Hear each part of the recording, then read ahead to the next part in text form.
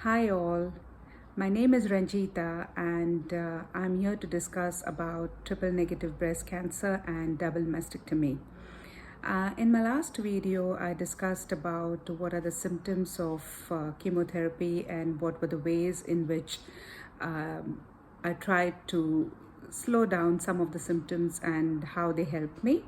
And in this video, I'm going to discuss about how I went through the surgery of double mastectomy and what are the things that I missed and I should have done. So to start with, it's exactly a week since I've had my surgery. I had my surgery last Tuesday on the 21st of March 2023, and it was a normal surgery, so I had to go for removing both my breast tissues because of the triple negative breast cancer. It's got a high reoccurrence rate, so I just didn't want cancer back in my life. So after a lot of discussion with my oncologist and my surgeon, we decided to go this way to minimize the risk of reoccurrence of breast cancer. So that is the reason why we went with double mastectomy, which is removing both the breast tissues. So it was a usual surgery where I had to fast the night before, and then I was admitted at hospital around 6 a.m. And after all the preps, the surgery finally started around, I think, 7:45 in the morning. And it took just over 3 hours. That's what I've been told. So I don't remember anything. I was just put a mask on, and then I was knocked out, and then the surgery just happened. So I was given the option by my surgeon to go for reconstruction of the breast tissues, but I read a lot and it's my personal decision. I discussed it with the family, with my husband, and we decided not to go for reconstruction and just to go flat. So let's see how I recover from all these stitches and stuff, and then maybe I could think of reconstruction down the line. But at the moment, I'm very happy going flat. So the surgery, as I said, took just over 3 hours, and once I was in my senses, obviously I did not feel the pain because they had given me a lot of pain relief. And then as I recovered, a couple of hours later, I started feeling, it wasn't pain, but it was like a lot of pulling of muscles, and I had a lot of shoulder ache. So obviously it's just a part of the side effects of the surgery. So it wasn't too much of pain that night, but there was a cut right from my armpit right to the other armpit. So this all was in like this was the main cut, and then just a couple of inches below my armpits were the two drains, and then I had the drain bags. So I was told that I would need to have those drains around 4 to 5 days. So I was in the hospital for 2 days. So what happened is I got discharged the next day from the hospital because my wound looked great.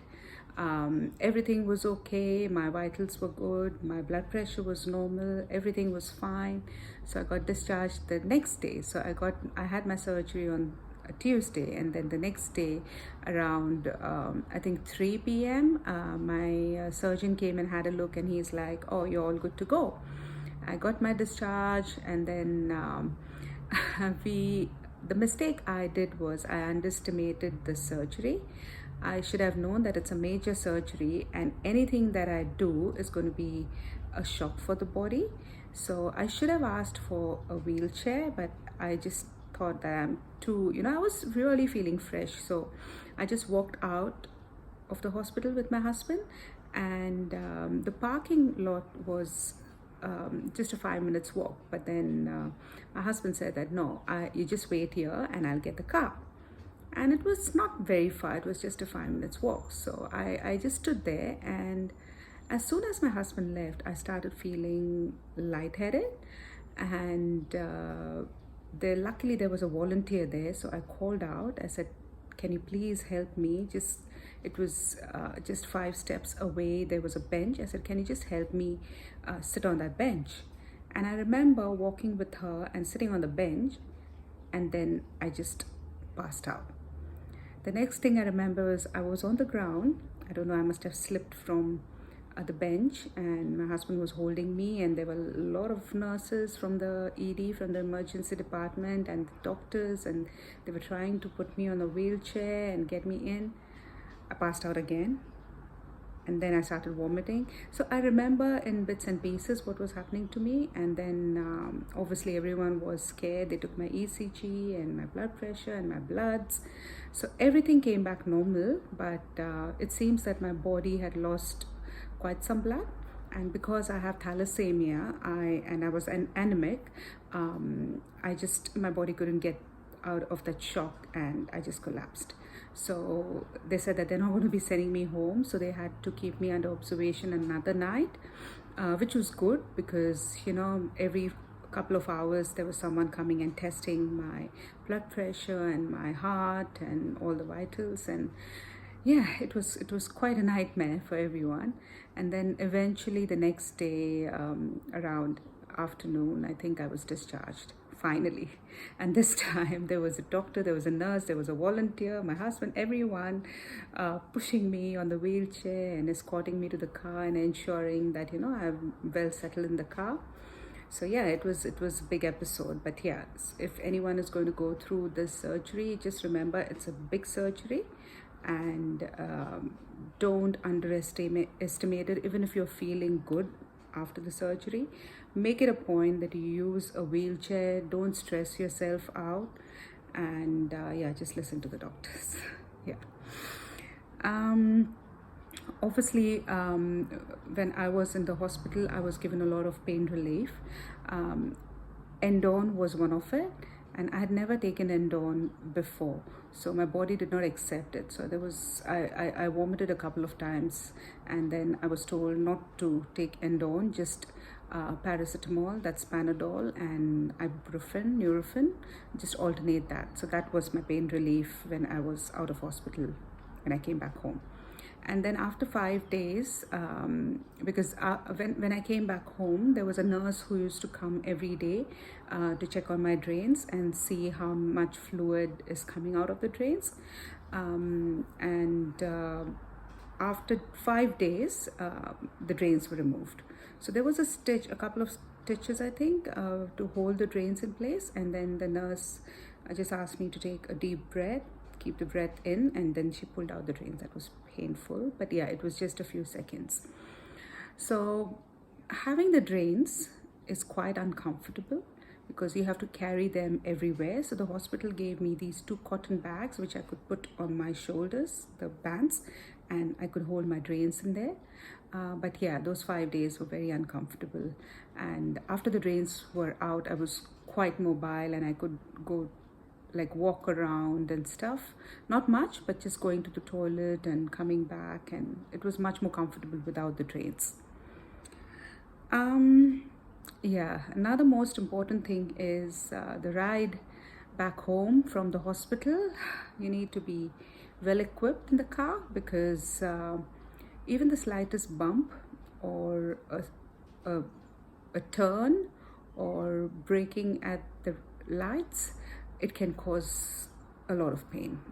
So the hospital gave me these pillows. Even I had a few pillows, so I was completely I had covered the whole area under my arms and stuff, so that there is these jerk movements are not too much on the stitches. So you need to be careful when you're driving back home from the hospital, because it is quite painful. So I had these pillows under my armpits, which helped a lot.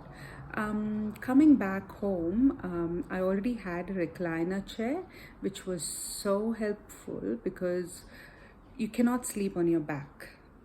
You just can't. You need to, or if you don't have a recliner, I would suggest to have these wedge pillows where you're not completely flat, it's on an angle because obviously you've got stitches all around here, and it's very uncomfortable. So the recliner was my savior.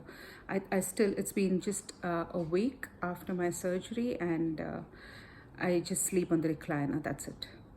So that has helped me a lot.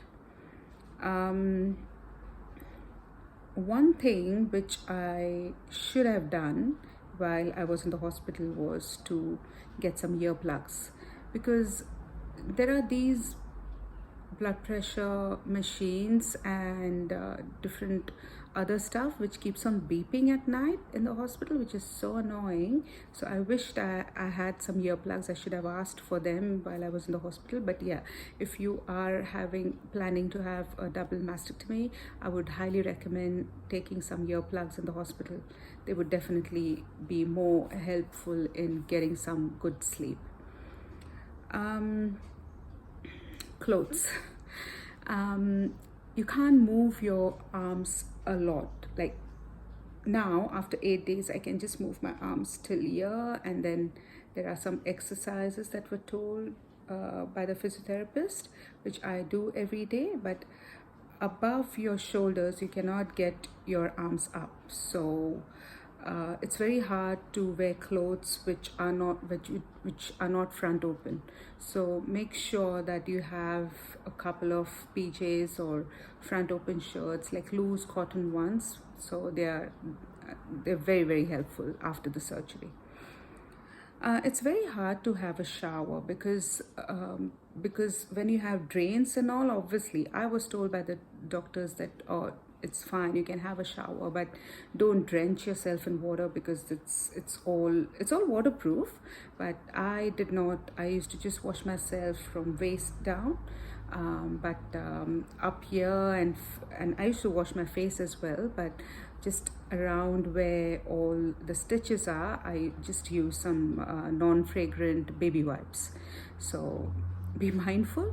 If you don't take a shower, your armpits, they stink. So make sure you use some baby wipes, some which do not have any kind of chemicals and stuff, just to wipe yourself. So I'm still using those for the upper part of my body.